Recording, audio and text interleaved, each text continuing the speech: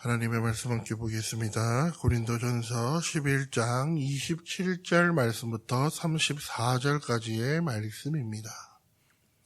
고린도전서 11장 27절 말씀부터 마지막 34절까지의 말씀입니다. 그러므로 누구든지 주의 떡이나 잔을 합당하지 않게 먹고 마시는 자는 주의 몸과 피에 대하여 죄를 짓는 것이니라.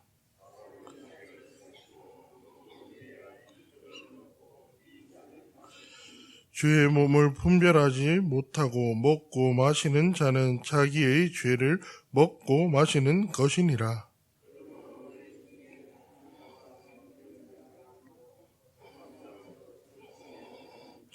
우리가 우리를 살피면 판단을 받지 아니하려니와.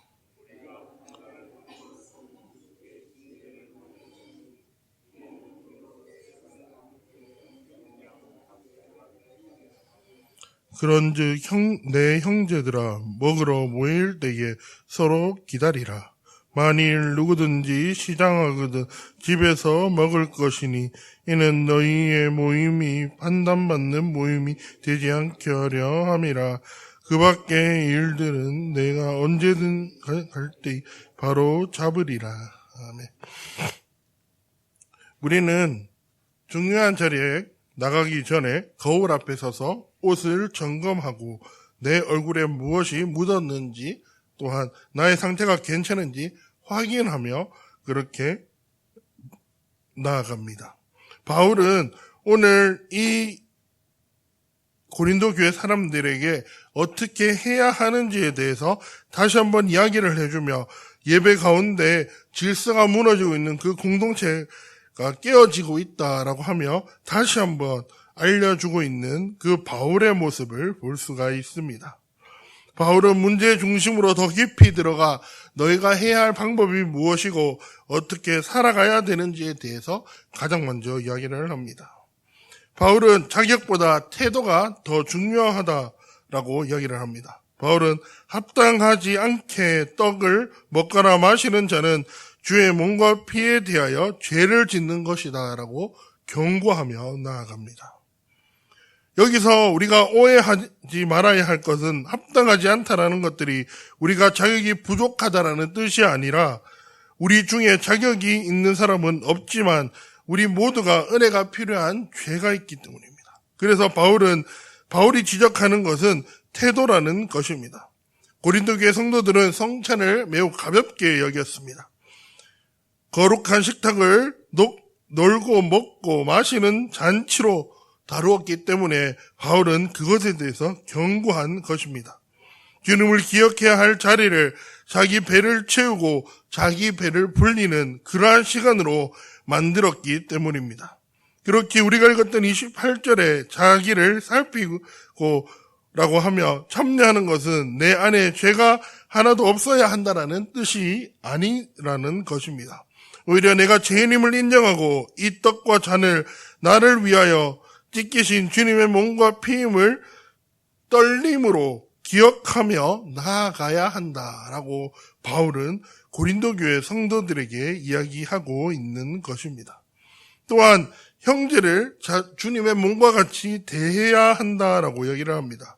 주님의 몸을 분별하지 않고 먹고 마시는 것은 자기의 죄를 먹고 마시는 것과 같다라고 바울은 오늘 말씀을 통해 이야기하고 있습니다.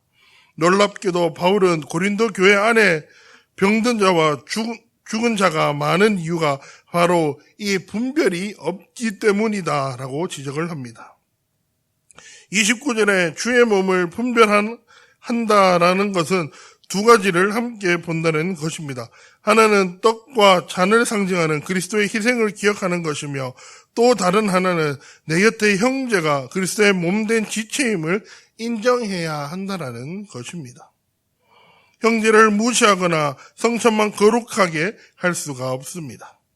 공동체를 가볍게 여기면서 주님의 은혜만을 기대하며 살아갈 수 없는 것이 우리가 하는 신앙생활입니다. 주님은 공동체의 연합을 깨뜨리는 행위를 경계하셨습니다.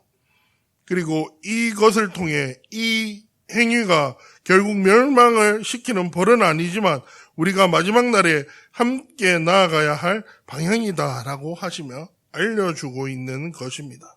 그렇게 우리는 성찬을 통해서 주님을 기억하는 동시에 주님의 몸된 교회를 함께 이루고 있는 형제를 귀하게 여겨야 한다라고 바울은 오늘 말씀을 통해서 계속해서 가르쳐주고 있는 것입니다. 그리고 서로를 기다리며 사랑해야 한다라고 하는 것입니다. 먹으러 모일 때에 서로를 기다리라. 만약 배가 너무나 고팠으면 기다릴 수 없다고 생각한다라고 하면 집에 가서 먹고 먼저 오라라고 바울은 오늘 말씀을 통해서 이야기합니다. 교회는 단순히 육신의 헌신을 채우기 위한 곳이 아니라 영적 사랑을 채우고 나아가는 곳이기 때문입니다. 기다림은 작은 행동이지만 큰 고백이기도 합니다. 나는 혼자가 아니다. 나는 공동체의 일부이다. 속도가 느린 사람의 걸음에 맞추어 주는 것, 상처 입은 사람을 배려하고 함께 나아가는 것, 먼저 먹지 않고 함께 나누는 것, 이것이 바로 우리가 알아야 하는 성찬의 정신입니다. 우리는 기다림을 통해 내가 받은 은혜를 형제와 자매에게 나누어 주어야 하고 그것들을 통해서 주님의 사랑이 흘러갈 수 있도록 해야 하는 것입니다. 그리고 바울이 원했던 고린도 교회의 모습이 바로 이러한 모습이었습니다. 우리는 단순히 성찬을 떡과 포도주를 마시는 자리로만 생각하지 않았으면 합니다. 성찬은 나를 정직하게 비추는 거울이며 우리 공동체를 하나로 묶어주는 자리입니다. 그러므로 우리는 성찬의 식탁에 앉아 서기 전에 잠시 멈추어 서로 우리의 마음을 동기하며 먼저 내 옆 사람을 살피고 나와 함께 가고 있는 형제를 돌보며 나아가야 합니다. 내 마음속에 숨겨진 교만이 없는지 또 다른 성도를 미워하거나 용서하지 못하는 마음이 없는지 그리고 내 옆 사람이 힘들거나 아파하고 있지는 않는지 돌아보며 나아가야 하는 것입니다. 주님의 몸을 대하듯 내 곁에 성도, 내 옆에 친구들을 소중하게 대하며 속도가 느린 이들이 있다면 그들의 폭풍에 맞추어 기다리며 나아가는 우리가 되어야 합니다. 하나님께서는 우리가 공동체를 살리고 함께 나아가기를 원하십니다. 우리가 오늘 하루 가운데 다양한 일들을 경험하게 될 것이고 나에게 내 속도보다 느린 사람이 있게 된다고 하면 우리가 그들을 무시하고 나의 방향으로 나의 속도로 가는 것이 아니라 그들의 속도에 맞추어 함께 걸어가며 그들의 그 기다림을 깨닫고 주님께서 알려주신 그 주님의 사랑을 기억하며 나아갈 수 있는 우리가 되기를 바랍니다. 주님께서는 우리가 내 옆에 사람을 소중하게 대하며 나를 사랑하듯이 내 옆 사람을 사랑하기를 원하십니다. 오늘 하루 가운데 주님께서 알려주신 이 사랑을 실천함으로 더욱 주님 한 분만을 바라보며 나아갈 수 있는 우리가 되기를 주님의 이름으로 소망합니다. 주님, 오늘 말씀을 통해 바울에게 알려주셨습니다. 바울이 고린도 교회 성도들이 성찬의 의미를 제대로 알지 못했을 때 가르쳐 주시고 깨닫게 하시고 그들의 태도가 어떠한 것인지 알려주셨습니다. 그리고 오늘 말씀을 통해 하나님의 사랑이 중요하다라는 것들을 알려주셨습니다. 주님, 우리가 단순히 나의 것만 배불리하고 나만 바라보는 그러한 사람이 되지 않게 하여 주시옵시고 교회 안에서 내 옆 사람을 바라보고 내 옆 사람과 함께 길을 갈 수 있는 그러한 우리가 되게 하여 주시옵소서. 내가 빠르다고 나 혼자 가는 것이 아니라 내 옆 사람과 함께 폭풍을 맞추고 주님이 알려주신 그 공동체의 사랑을 기억하며 나아갈 수 있는 우리가 되게 하여 주시옵소서. 주님의 사랑을 실천함으로 나아가기를 원합니다. 주님의 사랑을 실천함으로 주님의 뜻이 무엇인지 깨달으며 나아가기를 원합니다. 그러한 우리가 되게 하여 주시옵시고 오늘 하루 가운데 주님의 그 사랑을 실천함으로 나아갈 수 있는 우리가 되게 하여 주시옵소서. 감사합니다. 예수님의 이름으로 기도합니다. 아멘. 하늘에 계신 우리 아버지의 이름을 거룩하게 하시며 아버지의 나라가 오게 하시며 아버지의 뜻이 하늘에서와 같이 땅에서도 이루어지게 하소서. 오늘 우리에게 일용할 양식을 주시고 우리가 우리에게 잘못한 사람을 용서하여 준 것 같이 우리 죄를 용서하여 주시고 우리를 시험에 빠지지 않게 하시고 악에서 구하소서. 나라와 권능과 영광이 영원히 아버지의 것입니다. 아멘.